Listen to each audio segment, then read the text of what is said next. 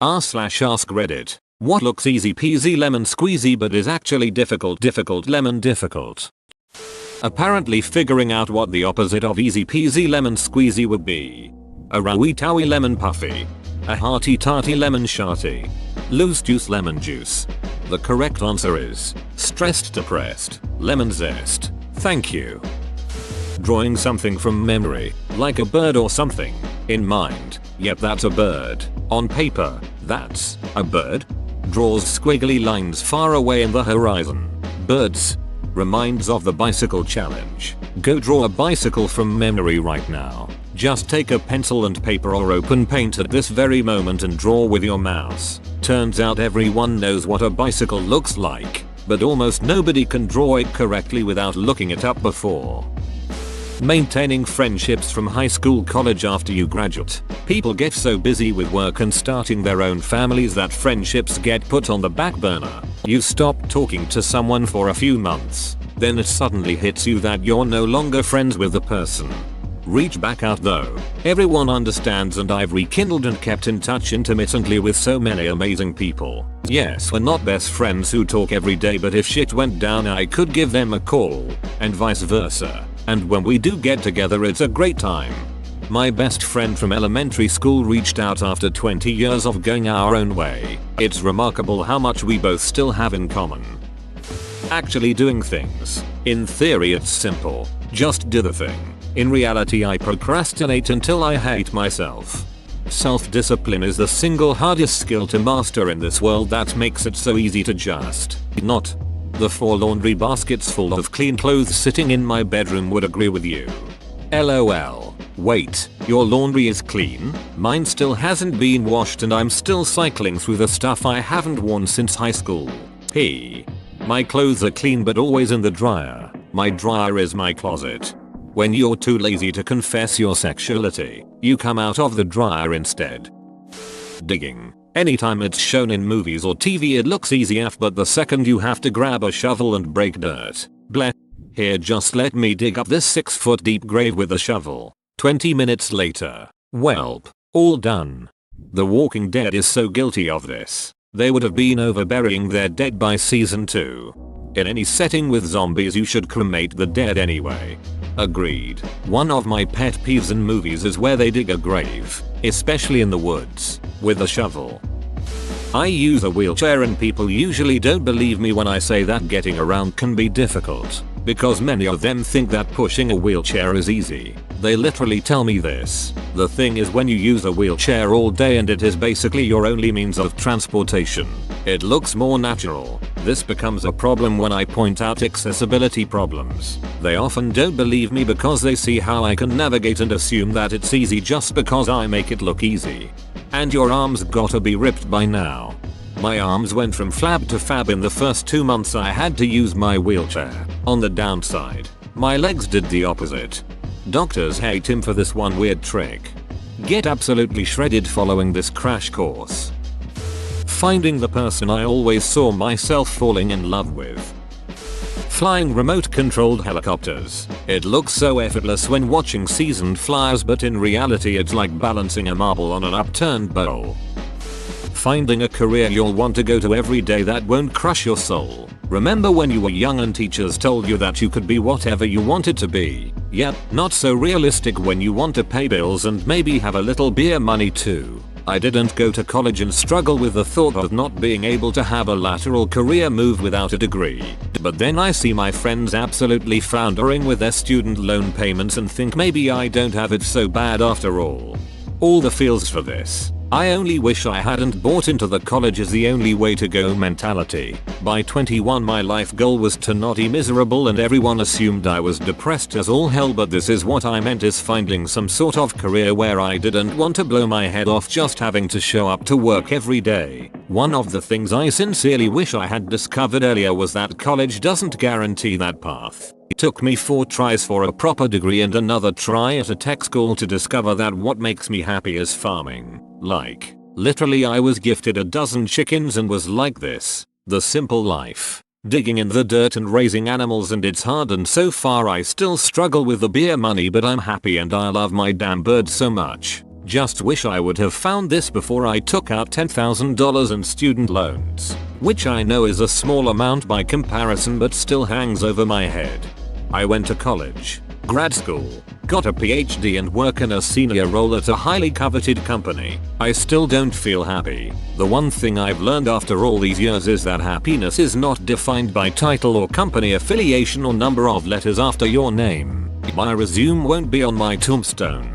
But in many ways, I'm stuck because of the responsibilities I have now and all the people in my family and my profession I'm accountable to. I feel like I'll always be in the pursuit of happiness, rather than enjoying the moment I'm living in. A basic physical exam with the doctor looks like a simple look at the throat, listen to the chest, yup they have a heart alright, when in actuality doctors spend thousands of hours practicing it so that when you come in with a murmur or funny looking kid syndrome they can recognize it immediately. And yes, there are entire class sections on how to respectfully ask your patient to turn their head and cough as you push on their balls. They're looking for hernias. That's rather reassuring. Writing a post or comment on Reddit that gets recognition. Nah, it's like carpet bombing. Throw a lot out there, some of them hit. My comment history is a zillion 1-point comments and the occasional 7,000 upvote hit. And frankly it's a lot less about my own cleverness and more about being positioned in a popular thread. Look up my top comment of all time to see what I mean. It was a quick smartest add-on to something someone else said, but it was in a great thread full of funny stuff. Well thought out comment that makes a meaningful contribution to the conversation. 2 points. Stupid comment that you took 2 seconds to write. 2,000 points and 3 awards. Folding fitted sheets. I've watched instructional videos that make it look so easy but I always just end up with a crumpled up mess. And that's how it gets put away. The real trick is to only own one sheet. So as soon as it comes out of the wash you immediately put it back on the bed and never need to even attempt folding it. I have a modified version of this, where I change the sheets, let the dirty ones sit on my floor for a week, where my dog will sleep, then wash them, repeat. The most common type of ghost is the one in a white sheet with waving arms. These are the spirits of people who died while trying to fold a fitted sheet. Making lemonade. Sure, squeezing one lemon is easy peasy, but do you know how much juice that makes? Not a lot.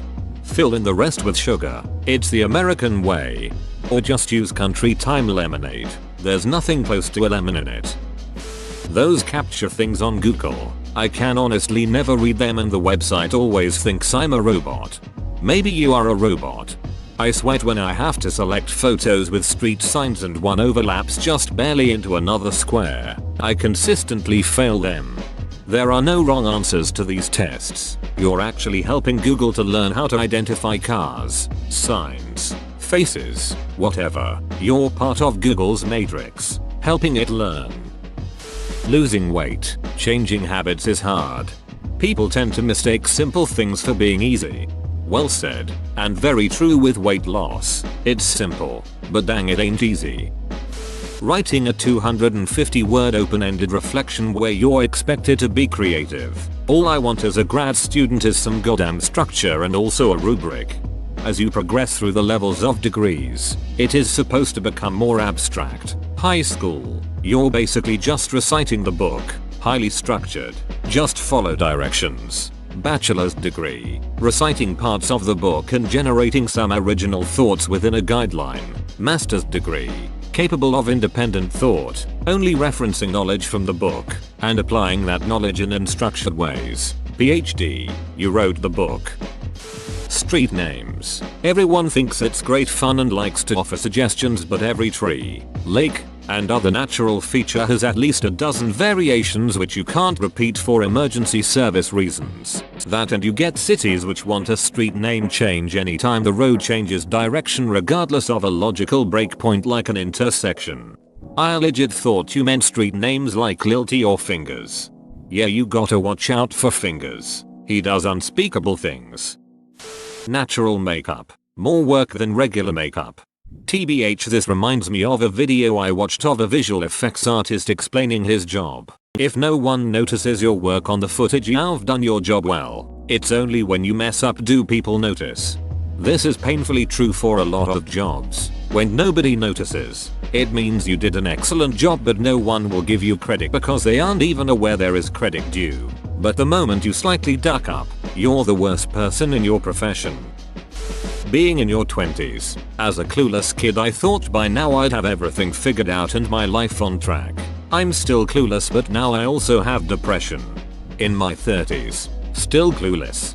In my 50s. Not completely clueless. But I sure wish my older generation was still around to bounce ideas with. Whistling with your fingers.